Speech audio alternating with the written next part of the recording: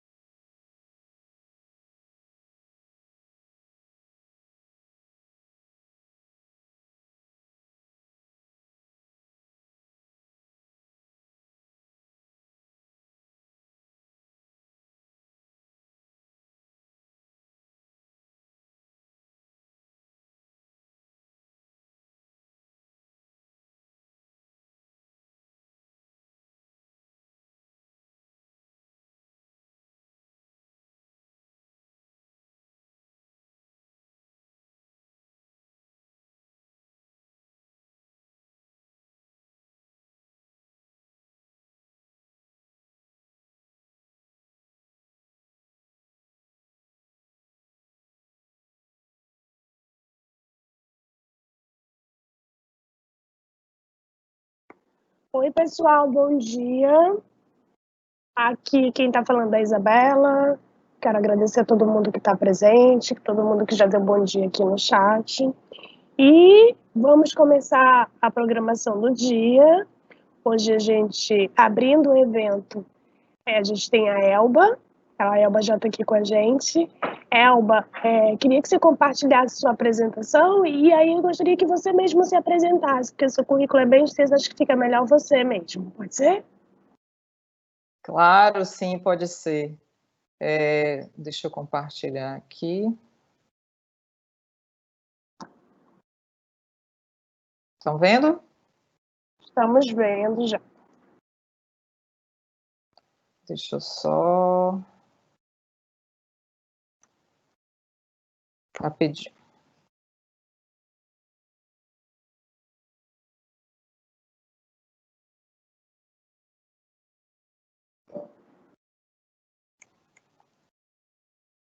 Peraí que acabei... Pronto. Eu só não estou conseguindo... som ok, imagem ok. Tá tudo ok aqui. Pronto. É que eu estava tentando colocar a tela aqui da minha imagem, mas não estou conseguindo, mas tudo bem.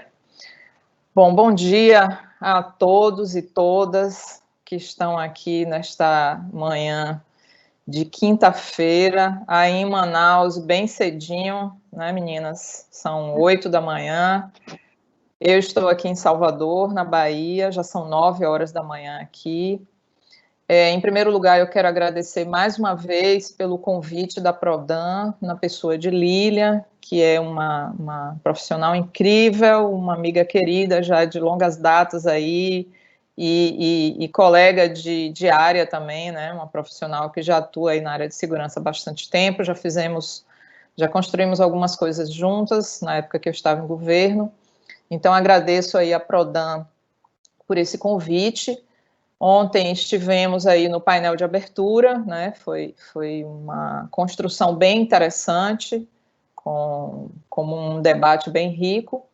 E hoje estou aqui para falar com vocês um pouco a respeito desse tema, que é o Privacy by Design. Vamos ver um pouco o que é isso. Antes de tudo, falar um pouco de mim bem rapidamente. Então, eu sou Elba Vieira, né? Eu sou consultora na área de segurança e tecnologia já há algum tempo.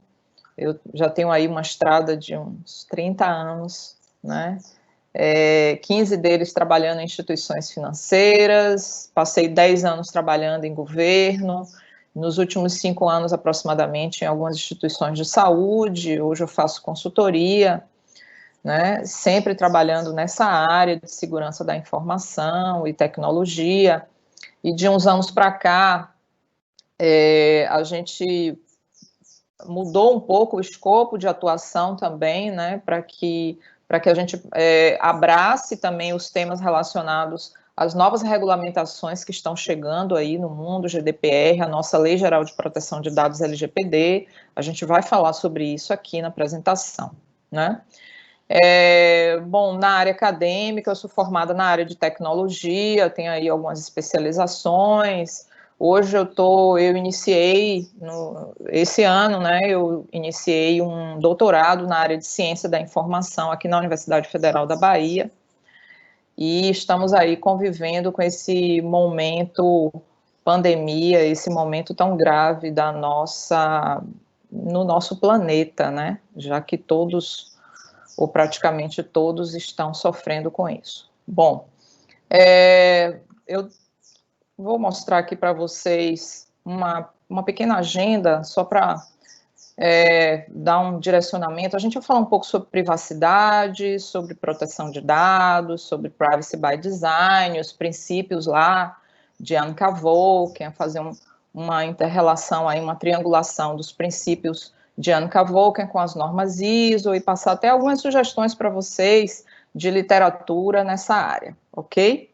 Fiquem à vontade para colocar no chat. Eu não estou acompanhando aqui o chat agora, mas as meninas vão acompanhar aí. Fiquem à vontade para comentários, dúvidas, algumas perguntas sobre o que a gente vai falar. E aí, ao final, Eu vou controlar o tempo aqui e ao final a gente tenta responder aí, fazer uma pequena discussão sobre os temas, tá bom?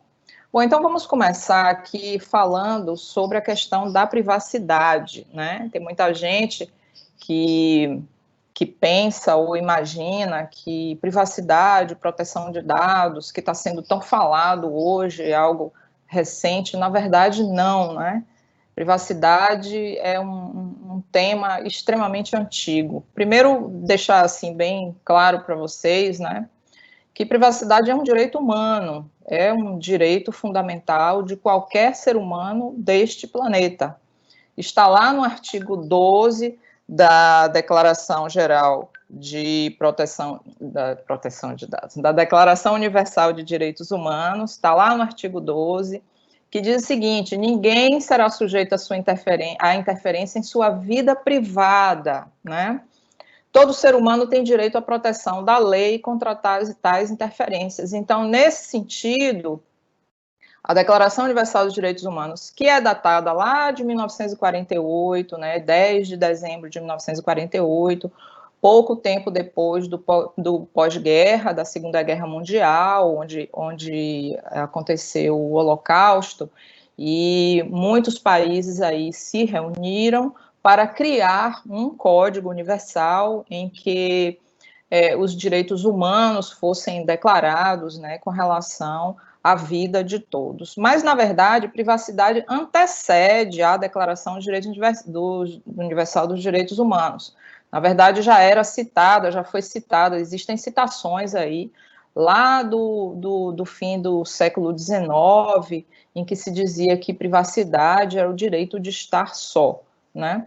Bom, trazendo um pouco mais para frente, para a nossa realidade brasileira, é importante citar que privacidade também é aí considerada como um direito constitucional brasileiro. Está lá no artigo 5º, no inciso 10º, que diz o seguinte: são invioláveis a intimidade, a vida privada, a honra e imagem das pessoas, assegurado o direito à indenização por dano material, etc. Então, privacidade também é um direito constitucional brasileiro, está lá na nossa Constituição de 88, ok? Privacidade também é citada nos princípios, logo no primeiro princípio, para a governança e uso da internet brasileira, estruturado lá pelo nosso Comitê Gestor da Internet no Brasil, em que o primeiro princípio já fala lá da liberdade, privacidade e direitos humanos, né? E aqui ele já traz um aspecto interessante, que ele diz o seguinte: o uso da internet deve guiar-se pelos princípios de liberdade de expressão, privacidade do indivíduo, respeito aos direitos humanos, liberdade de expressão também é um direito humano fundamental. Então, aqui ele já cita a privacidade e já trazendo para um contexto da vida digital, né, para o contexto do uso da internet. Então, é preciso deixar assim, bem claro que quando a gente fala de privacidade, a gente está falando no contexto da nossa vida real, a vida que a gente vive aqui no mundo real, mas também no mundo digital. Igualmente, ela precisa ser preservada e assegurada. Ok? Aí a gente já começa a falar sobre privacidade dentro das regulamentações de proteção de dados, e logo a primeira que eu vou falar aqui para vocês é o GDPR, né, que é o General Data Protection Regulation, é a regulamentação geral de proteção de dados da Comunidade Europeia. Ela começou a vigorar lá em maio de 2018, já valendo inclusive multas e sanções para organizações. Hoje, de lá para cá, muitas organizações de diversos segmentos que não estavam cumprindo lá diretrizes do GDPR e tiveram casos, incidentes de vazamento de dados, né, e os direitos dos titulares foram impactados. Então, muitas empresas já da Comunidade Europeia já vêm aí sofrendo com multas e sanções relacionadas a isso. Mas há um aspecto, obviamente, muito mais importante do que multas e sanções, que é o aspecto de efetivamente proteger, né, assegurar a privacidade dos indivíduos, proteger os dados pessoais das pessoas. E aqui até conceituar para vocês a questão de dados pessoais, para quem não está muito familiarizado com o tema, né? Dados pessoais são dados que podem identificar um indivíduo ou torná-lo identificável, né? Por exemplo, nome, RG, CPF, diversos tipos de identificadores são dados pessoais identificados, né? Se alguém citar meu nome completo em algum lugar, vai saber que sou eu, ou meu RG, ou meu CPF, vai saber que sou eu. Mas existem aqueles dados que estão em bases de dados separadas ou informações diversas que, se você juntar, pode chegar a mim. Por exemplo, se a gente pensar aqui a quantidade de profissionais mulheres formadas na área de tecnologia no Brasil, não tenho ideia desse número, mas vamos botar aí que sejam, sei lá, 50 mil, 100 mil, não tenho ideia. Aí, se a gente disser, mas quantas profissionais mulheres existem na área de tecnologia e segurança no estado da Bahia? O escopo já reduz. Então, vamos colocar aí, sei lá, 5 mil, 10 mil. E dessas mulheres da área de tecnologia e segurança, quantas trabalham e atuam especificamente com segurança da informação, cibersegurança, proteção de dados pessoais? Aí o escopo já diminui para um universo muito menor. Vamos colocar aí, não tenho ideia, vamos colocar aí, sei lá, 100 pessoas, 100 mulheres, aqui na cidade de Salvador, talvez, não tenho ideia. Mas se a gente pegar esse mesmo universo e falar, mas quantas dessas mulheres que são formadas na área de tecnologia, que trabalham com cibersegurança, e também com a área de proteção de dados, leis e regulamentações de proteção de dados, quantas dessas escrevem poesia e tocam violão? Eu.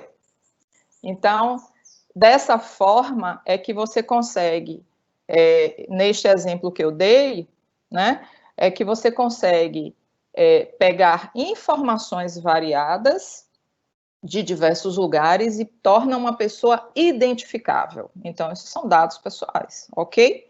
E estes dados pessoais são dados que fazem parte do escopo das leis de proteção de dados, como o GDPR e a nossa LGPD, que eu vou falar daqui a pouco, ok?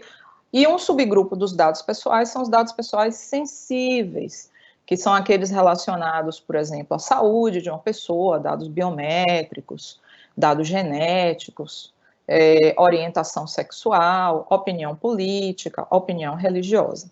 Então, quando a gente fala de privacidade, a gente precisa falar também de proteção de dados, porque proteger dados pessoais acaba sendo que um pré-requisito para assegurar a privacidade dos indivíduos. E de que forma é que eu faço a proteção de dados? É isso que a gente vai ver um pouco aqui. Então, nós temos aí o GDPR, que é uma regulamentação da Comunidade Europeia, que já está aí em vigor há pouco mais de 2 anos, e a gente também tem a nossa Lei Geral de Proteção de Dados Pessoais, que costuma-se dizer que o GDPR europeu é uma norma mãe da LGPD. A LGPD tem um escopo mais reduzido, ela é uma lei menor, que é o GDPR. O GDPR é uma lei bem mais extensa, tem uma abrangência maior, mas a nossa Lei Geral de Proteção de Dados, na verdade, foi fruto de projetos de leis que vinham aí tramitando, né, e finalmente ela foi promulgada em agosto de 2018, que é a Lei 13.709, e só que ela ainda não está valendo como eficácia plena, ela está ainda no período de vacatio legis, que é aquele período em que as organizações têm um tempo para se adaptar, para estarem em conformidade com as diretrizes da lei, né? Só que este tempo, na verdade, já foi prorrogado. Inicialmente, a lei, logo que saiu a 13.709 em agosto, Inicialmente tinha sido dado 1 ano e meio para as organizações se prepararem, se adequarem. Depois esse prazo foi estendido, né, assim que foi criada uma outra lei para a criação da Autoridade Nacional de Proteção de Dados, que faz parte desse ecossistema, né, de proteção de dados do país e que vem junto aí com a LGDPR. Então, existe uma outra lei que criou a Autoridade Nacional de Proteção de Dados, apesar de já existirem algumas pessoas que foram indicadas ou pela Câmara ou pelo Senado para atuar na Autoridade Nacional de Proteção de Dados, ela efetivamente ainda não existe, ela ainda não está em funcionamento, né? Há uma grande expectativa aí da comunidade da aplicação da autoridade nacional e que ela comece a funcionar rapidamente, até para que dê aí uma série de orientações e direcionamentos estratégicos que seja para as organizações, ok? Então, na nossa Lei Geral de Proteção de Dados, há uma série de especificações aí de questões que são colocadas, mas logo na largada, ela já cita aí o respeito à privacidade. Então, é importante vocês observarem que o respeito à privacidade, a garantia da privacidade dos titulares como um direito fundamental, né, como direito constitucional brasileiro, faz parte aí de uma série de conteúdos, né, tanto na vida física real quanto no mundo digital. Então, nós, como profissionais nas organizações, precisamos, de alguma forma, executar ações e medidas para proteger dados pessoais ou dados pessoais sensíveis dos titulares das informações que estão sob responsabilidade daquela organização que nós atuamos e nós trabalhamos. Isso independente da lei, tá, gente?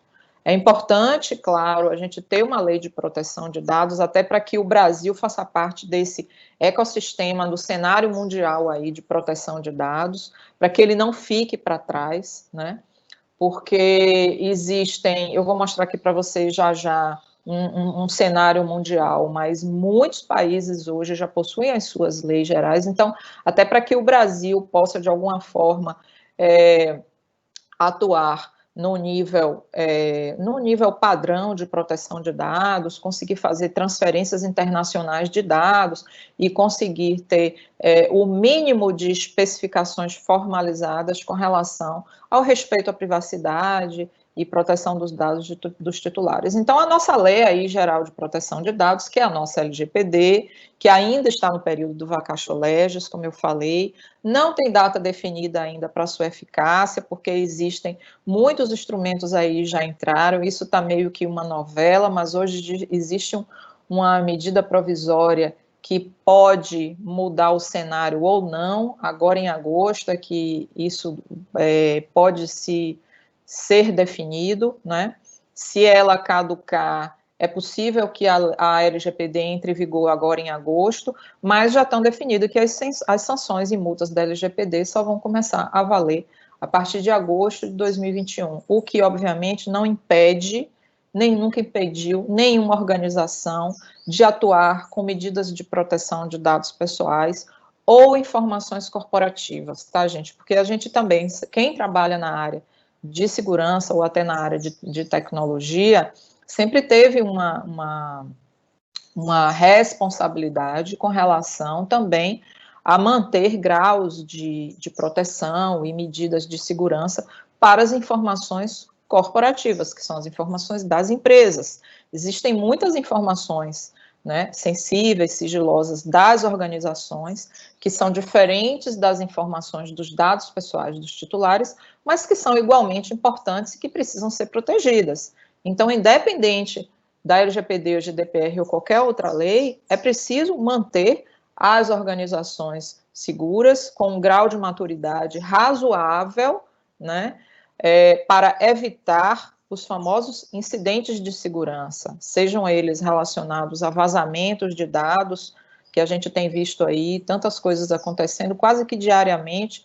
A mídia tem colaborado muito com isso, com relação a disseminar esse conteúdo, porque existem casos de vazamento de dados em grandes organizações que chamam muita atenção, né? E então é algo que precisa ser visto e não pode ser desconsiderado. Então a nossa Lei Geral de Proteção de Dados tem uma série de requisitos aí, de questões relacionadas ao respeito da privacidade. E aí a gente traz a questão da proteção de dados pessoais, que eu comentei há pouco, né? O dado pessoal é a informação relacionada a uma pessoa natural identificada ou identificável, que eu já dei o exemplo aqui, né? Qualquer informação que identifique ou possa identificar uma pessoa, nome, RG, CPF, códigos de identificação, identifica uma pessoa. O que pode identificar uma pessoa foi aquele exemplo que eu fiz aqui comigo, aquele exemplo para que vocês entendam que informações que estão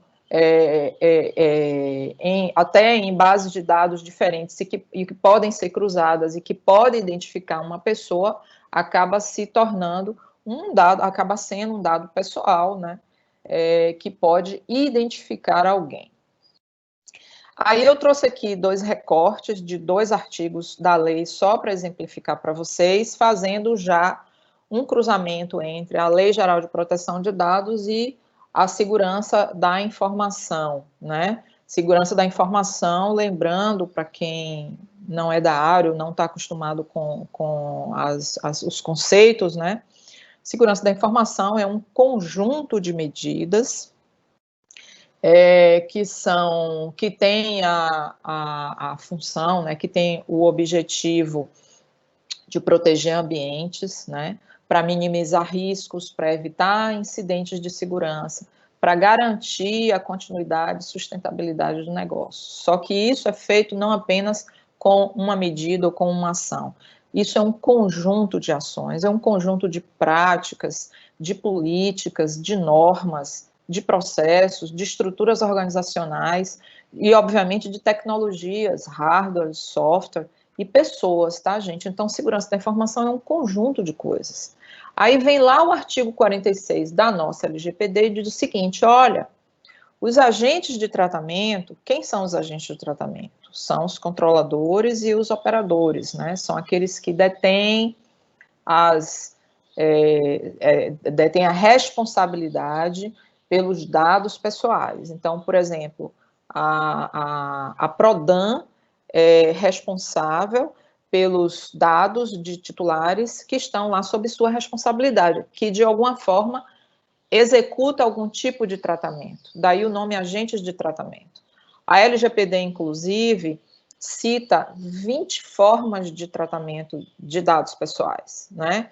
Coleta, armazenamento, uso, alteração, eliminação, descarte, divulgação, transmissão. São 20 formas de tratamento. Mas, na verdade, existe muito mais, né?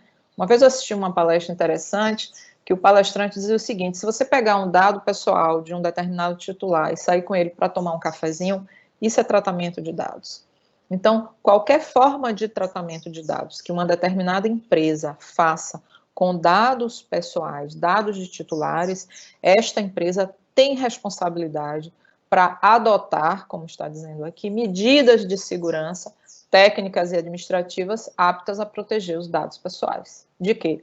De acessos não autorizados, ou situações acidentais ou ilícitas, destruição, perda, alteração, etc. Então, só que aí vem a pergunta, né, gente? Que medidas de segurança são essas técnicas e administrativas? Obviamente, isso não está definido na lei, né? Isso não está definido em lugar nenhum.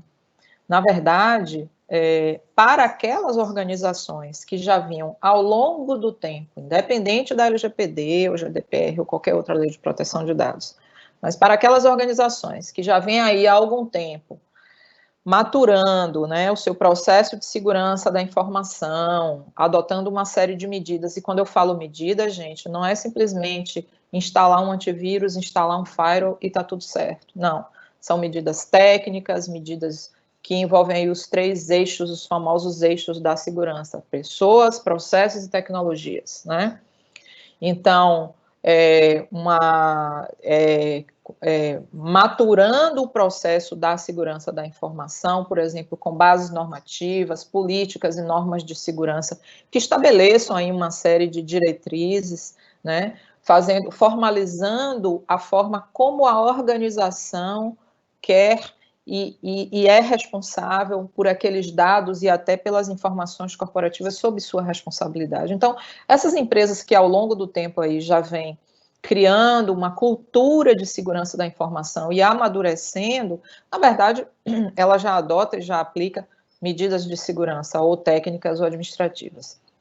Aquelas que não fizeram nada ou fizeram muito pouco, neste momento, agora que nós estamos diante de uma lei efetiva de proteção de dados, certamente vão ter um esforço maior do que as outras. Então, essas medidas técnicas e administrativas de segurança, na verdade, existem muitas recomendações que podem ser feitas e adotadas. Existem muitas orientações e a gente vai ver um pouco disso aqui. Aí lá no capítulo 49 também, a LGPD cita o seguinte, olha, os sistemas utilizados para fazer tratamento de dados pessoais, lembrando de novo, tratamento de dados pessoais é qualquer coisa que se faça com os dados dos titulares, os dados pessoais dos titulares. Se você armazena, se você coleta dados, se armazena dados, se você altera, se você manipula, se você transfere para outras organizações, em função da finalidade da sua organização, igualmente, esses dados precisam atender requisitos de segurança, padrões de boas práticas, governança, etc. Né? Então, a lei está sempre ali, né? Ela estabelece, né, uma série de requisitos, medidas para que as empresas venham a atuar. Então, isso é extremamente importante de ser observado. Então, para vocês terem uma ideia, esse mapa aqui é um mapa que está atualizado no final de 2019, demonstrando aí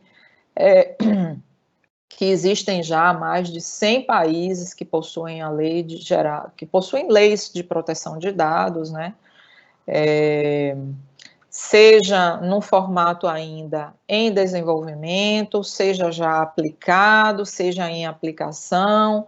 Então, isso forma aí um ecossistema de proteção de dados pessoais muito importante para o mundo, e eu acho que isso vem aí como uma resposta, talvez, à forma como os nossos dados pessoais, né, ao longo aí dessas décadas e principalmente desde o surgimento da internet, né, a forma como os nossos dados pessoais vêm sendo tratados, né. A questão da coleta excessiva de dados pessoais feito pelas organizações, né, para finalidades diversas, de certa forma, isso precisa ser criado uma padronização, né? Aquele dado ou aquela quantidade de dados que uma determinada empresa está coletando é realmente necessária para a finalidade daquela empresa ou ela está coletando de forma excessiva? Então, é preciso criar um nivelamento com relação à coleta mínima de dados, né? Quanto mais você coleta dados de pessoas, mais responsabilidade você tem, né? Então, entrando já agora nas questões relacionadas ao Privacy by Design, trazer aqui para vocês essa senhorinha muito simpática, que é a Anka Volkian. Ela é comissária de Informação e Privacidade da cidade de Ontário, no Canadá, e foi ela que sugeriu aí, lá nos anos 90, criou as metodologias chamadas Privacy by Design, Privacy by Default, e eu vou falar para vocês aqui a respeito dessas metodologias. Então, lá no artigo 25 do GDPR, ele cita o Data Protection by Design, by Default, né? Fala sobre a privacidade desde a concepção de projetos, produtos e serviços, né? Então, é importante pensar o seguinte, né? Que se a privacidade... Porque o que é privacidade desde a concepção? É você pensar sempre na privacidade, sempre que você for construir um novo projeto, um novo processo de negócio, construir ou adquirir um novo serviço, desenvolver um sistema em casa, adquirir um novo produto. Então, é sempre importante pensar na privacidade desde o início. E não lá no final, ou lá no final, quando um sistema, um serviço for colocado no ar, for disponibilizado para as pessoas. É importante que isso seja pensado desde o princípio. Isso é privacidade desde a concepção. Isso é privacidade na concepção. Isso é privacy by design. Então, sendo a privacidade o ponto de partida, porque a gente precisa pensar lá do início, é importante que a segurança da informação seja igualmente considerada desde o princípio, de projetos, de sistemas, de produtos, de processos, ok? É o que a gente chama de security by default, né, também, segurança no padrão, ou segurança por padrão, né? E aí eu trouxe uma citação interessante de Camila Gimene, de 2018, lá no livro sobre comentários do GDPR. Eu vou falar de outros livros também, de outras sugestões no final, né, de literatura para vocês. E Camila Gimene cita uma coisa bem interessante sobre essas metodologias de Anne Cavour, né? Ela diz o seguinte, que Anne Cavour, provavelmente lá naquele período, imagine que a gente está falando de década de 90, a internet estava aí ainda dando seus primeiros passos, então ela diz o seguinte, que talvez Anne Cavour estivesse motivada pela convicção de que o avanço das tecnologias, porque a gente está falando aí de 30 anos atrás, cada vez mais interconectadas, permitiriam uma coleta ilimitada de dados pessoais. E a gente viu bem isso, né, gente, ao longo desses 30 anos aí. E que apenas a existência de leis não seria suficiente para garantir a privacidade do usuário. Então, sendo necessário encorajar as empresas que concebessem produtos e serviços a partir dessa metodologia, incorporando a privacidade em todos os seus projetos. Então, talvez esse fosse o pensamento de Anne Cavour lá atrás. Olha, as tecnologias estão avançando cada vez mais, né? Cada vez mais sistemas e ambientes e redes interconectadas. Isso pode promover uma coleta ilimitada de dados pessoais, isso pode chegar a um ponto insuportável de uso de dados pessoais, e eu acho que é um pouco o que a gente está vivendo hoje. Se vocês não assistiram ainda o filme Privacidade Hackeada, eu recomendo. Ele dá uma visão bem interessante sobre isso. Tem muitos outros filmes também, tem muitos outros livros sobre isso, a gente vai falar daqui a pouco. Então, gente, vamos seguir aí. Anne Cavour, então, quando criou as duas metodologias, o Privacy by Design e o Privacy by Default, ela criou aí os 7 princípios fundamentais do Privacy by Design. A gente vai falar aqui sobre cada um deles, né? Então, o primeiro princípio, o que é que ele diz? Olha, seja proativo, não reativo, né? Seja preventivo, não corretivo. Aliás, se a gente fosse traduzir toda a atividade que a gente faz de segurança da informação em uma palavra, eu traduziria em prevenção, né? Nós sempre aplicamos medidas técnicas ou não técnicas, né, processuais, junto com pessoas, trabalhando com o fator humano, sensibilização do fator humano, usando tecnologias, mas todas as ações que nós adotamos, a gente precisa e a gente quer, né, sempre atuar do lado da prevenção. A gente não quer que incidentes ocorram. Se eles acontecerem, obviamente, é preciso adotar ações corretivas. Mas o primeiro princípio é importante a gente sempre pensar no lado da prevenção. O que isso significa? É aplicar medidas proativas, que antecipe eventos invasivos, né, de privacidade antes que eles aconteçam. É importante aplicar controles para minimizar riscos e evitar incidentes. Isso é um ponto extremamente importante, né? Toda atuação também da área de segurança, a gente sempre quer minimizar riscos, sejam eles quais forem, no ambiente que for. Mesmo a gente pensando, por exemplo, em segurança física de um data center. Eu preciso tomar uma série de medidas de controle de acesso físico, por exemplo, para minimizar riscos àquele data center, porque ele armazena os equipamentos daquela organização e os equipamentos armazenam dados pessoais dos titulares e informações corporativas. Então, é preciso minimizar riscos, sejam eles quais forem, para evitar incidentes que possam causar prejuízos a uma organização. Então, a privacidade dos titulares deve ser respeitada na concepção de produtos e serviços, tá? E em todos os 7 princípios fundamentais, ela sempre fala isso, né? Respeitar a privacidade dos indivíduos. Isso, gente, como eu falei há pouco, é na modelagem de negócios, no ciclo de vida do desenvolvimento de sistemas, né? Para quem atua com isso na área de desenvolvimento de sistemas, né, todo mundo sabe que existe um ciclo de vida aí que você atua. Por que não pensar em privacidade lá no início da concepção do desenvolvimento dos sistemas? Por que não pensar em privacidade dos dados pessoais na modelagem, no início da modelagem de novos negócios, né, novos processos de negócio, né? Por que não pensar na privacidade lá no início da aquisição de novos serviços, ferramentas e produtos? E, igualmente, pensar na segurança da informação nesse momento. Acionar aí a área de segurança da informação, né, que é a área que Lilian atua e todo mundo mais, lá no início da concepção de tudo isso, para que, com a visão da segurança da informação, tudo possa ser criado e modelado. O segundo princípio, ele fala sobre privacidade como configuração padrão, que é também conhecida como privacy by default, né? Então, considera a privacidade do titular dos dados pessoais, assegurando que eles estejam protegidos de uma forma automática, por padrão, por isso que o nome é por default. Então, não é necessário, não deveria depender de uma intervenção humana ou de uma ação humana para que a privacidade permanecesse intacta, né? Ela precisa ser considerada como padrão.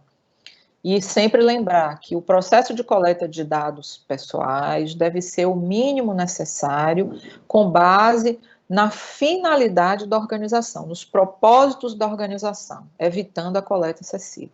Quem aqui não já participou de tantos eventos ou participou de quantos formulários e fichas nós preenchemos no dia a dia da nossa vida, né? Em que muitas vezes a gente percebe que aquele formulário, aquela ficha está pedindo dados demais, né? Às vezes acabam pedindo qual signo você tem, qual é o seu signo, qual é o seu esporte predileto, e muitas vezes não está de acordo com o propósito e a finalidade daquilo que é sustentado. Então, é importante pensar em fazer um mapeamento, né? Porque, obviamente, ao longo do tempo foram sendo coletadas coisas, então, pensar em coletar apenas o essencial, mas aquilo que já tem, né? Aquilo que já foi coletado, que já é tratado, fazer aí uma avaliação, um mapeamento para até entender aonde estão os dados pessoais e o que é que estão sendo feitos com eles. Bom, o terceiro princípio, ele fala da privacidade embarcada no design. Isso aqui é muito direcionado para a turma de desenvolvimento e arquitetura de sistemas. Então, de novo, é importante pensar na privacidade que precisa estar incorporada no design e na arquitetura de sistemas. Os sistemas devem considerar a privacidade como um componente integrado às suas finalidades, né? Isso, gente, pensando aí lá na construção do código-fonte, que é o que a gente chama de construir código-fonte seguro, né?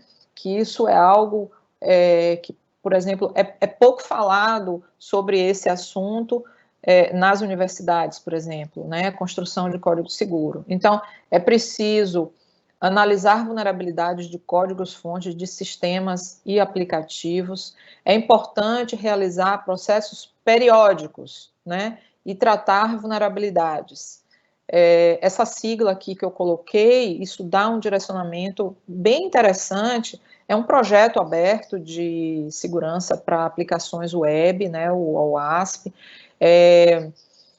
Ele faz aí uma série de recomendações, ele está sempre, inclusive, divulgando, especificando aí as maiores vulnerabilidades, né, o famoso top 10 de vulnerabilidades do OWASP, né, as maiores vulnerabilidades em códigos-fonte, e dá uma série de direcionamentos e indicações aí do que fazer para fazer o tratamento. Então, por exemplo, organizações, por exemplo, que têm um processo de gerenciamento de mudanças na empresa, é interessante você acoplar um processo de análise de vulnerabilidade de código-fonte e aplicativo e integrar no seu processo de mudança, né? E, por exemplo, você só disponibilizar uma aplicação, um portal, um sistema, só você disponibilizar aí para o ambiente produtivo após passado aí por processos de análise de vulnerabilidade, para você ter a garantia, a certeza que você está com um código seguro, né? E mesmo depois dele já fazer parte do seu processo produtivo, é importante realizar processos periódicos, né? Porque as ferramentas que você utiliza, os frameworks que você utiliza para construir código seguro, eles vão também passando por processos de defasagem, eles precisam ser atualizados. Então, sempre analisar vulnerabilidades e tratar essas vulnerabilidades, e sempre considerar a privacidade lá no princípio, tá, gente? Bom, o quarto princípio, que trata da funcionalidade integral, né, pensar nos interesses aí dos titulares e os objetivos legítimos em funcionalidades de sistemas, né, devem ser considerados de uma forma positiva. As funcionalidades de sistemas não podem ter suas capacidades reduzidas, né, de forma que possa causar algum tipo de impacto nos titulares de dados pessoais, né. É preciso, não se deve sacrificar a privacidade em nome de alguma funcionalidade que você vai criar ou até atualizar nos seus aplicativos, por exemplo. Então, as funcionalidades, é preciso haver um equilíbrio entre funcionalidades dos aplicativos e privacidade, respeito à privacidade dos titulares. Lembrando que a coleta excessiva de dados deve ser evitada, ela cita isso no quarto princípio, né?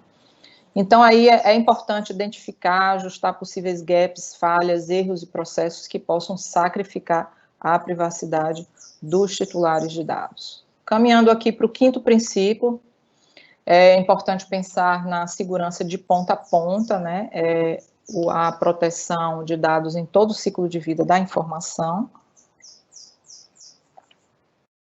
A segurança deve ser contemplada em todo o ciclo de vida da informação. Veja que existem coisas que são até um pouco repetitivas com relação a um e outro, porque todos eles, né, como são princípios, todos eles estão interligados, mas há um reforço muito grande, medidas de controle que assegurem privacidade de ponta a ponta, em todo o ciclo de vida da informação, aplicando medidas de controle e prevenção, né, aqui medidas de controle e prevenção, pensando nos aspectos da segurança igualmente.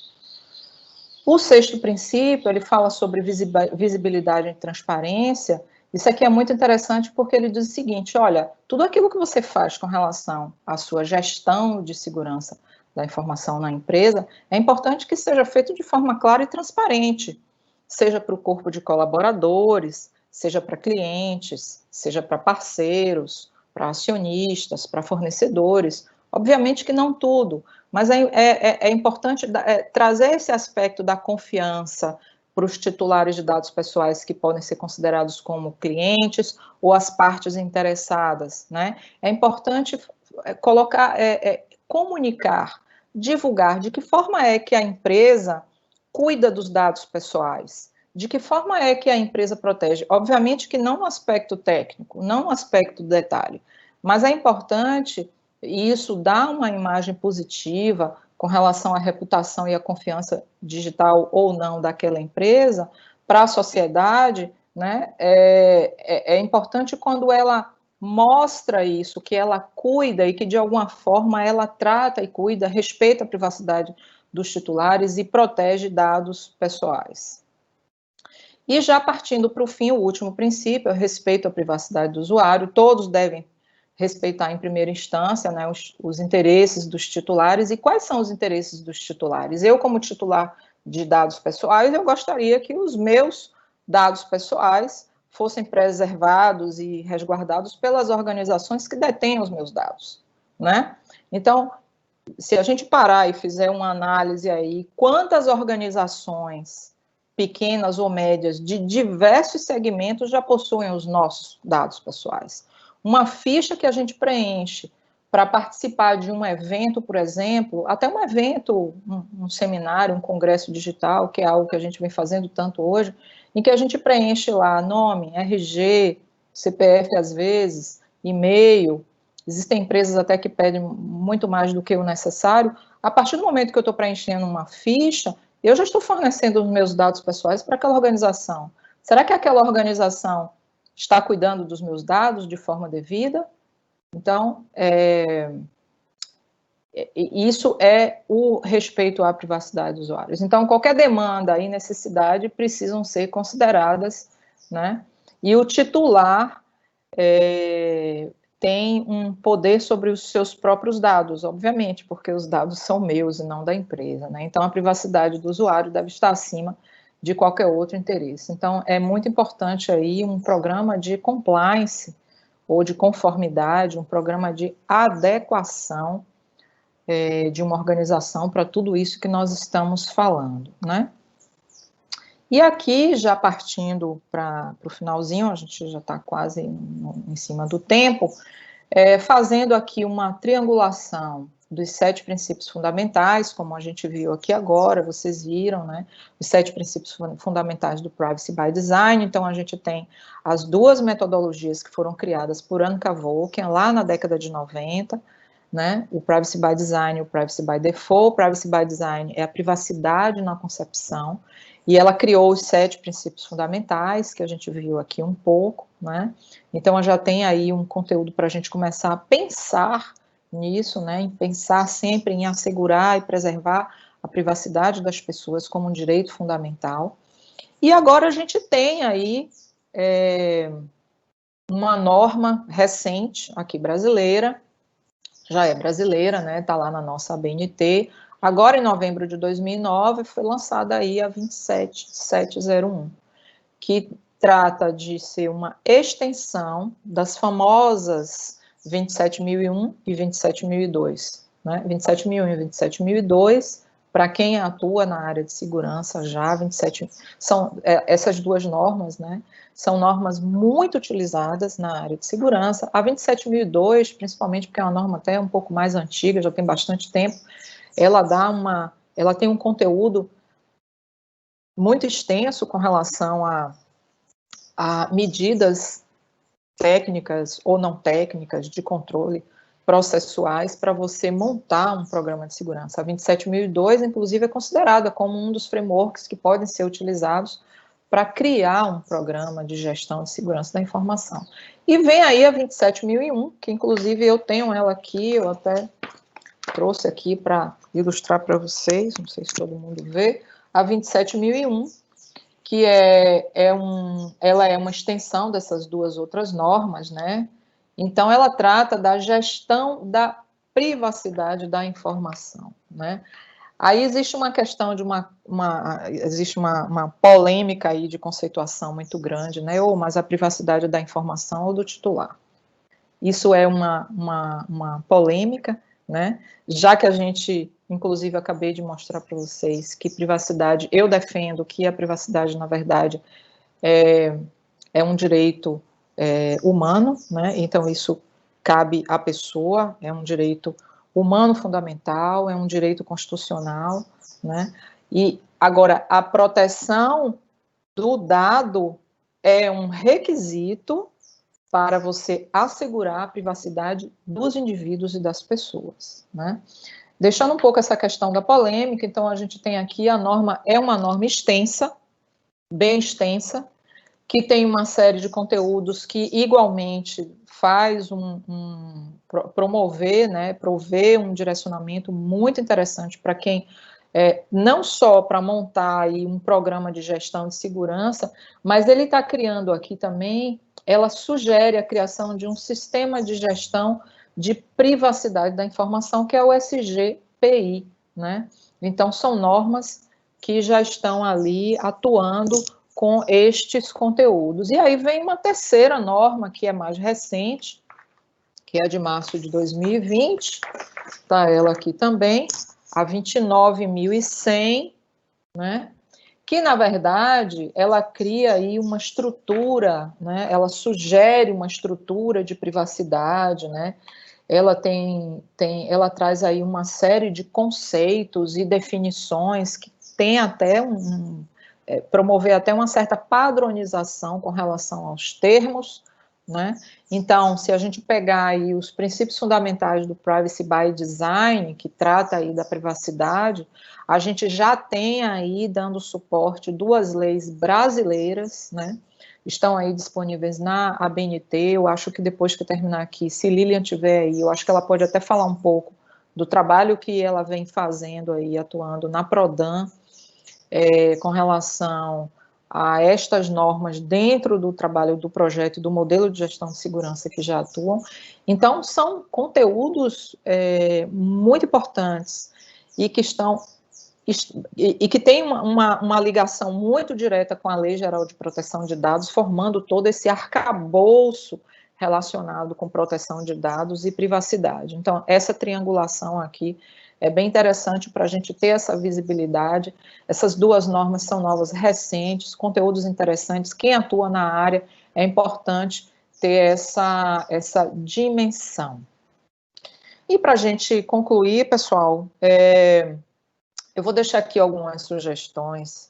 Aqui são algumas sugestões relacionadas a possíveis frameworks que podem ser utilizados para montar aí um programa de segurança da informação, de proteção de dados pessoais, para preservar a privacidade dos indivíduos. Então, como eu falei inicialmente, a própria ABNT tem uma série de normas, a família ISO 27000 é uma família muito conhecida, que tem inúmeras normas, não só a 27001-2, mas, por exemplo, a 27005 é uma norma que eu trabalho bastante, que ela fala sobre gestão de riscos de segurança, né?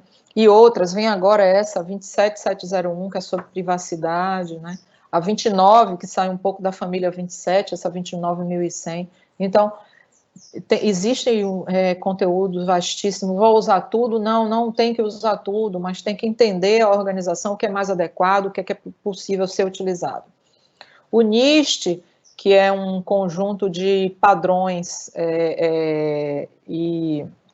um conjunto de padrões que faz parte aí do Departamento de Comércio dos Estados Unidos, tem um framework muito utilizado pelas organizações, igualmente para criar aí programas, né?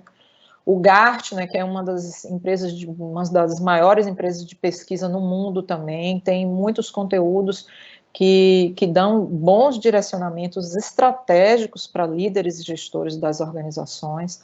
O Centro Nacional de Cibersegurança de Portugal também, igualmente, tem conteúdos muito interessantes. A Agência de Segurança da Informação da Europa, a ENISA, também tem conteúdos vastíssimos. O OASP, como eu falei para vocês, que está mais voltado aí para quem atua na área de desenvolvimento de aplicações, web. O SANS Institute também, a nossa rede nacional de pesquisa tem muito conteúdo interessante.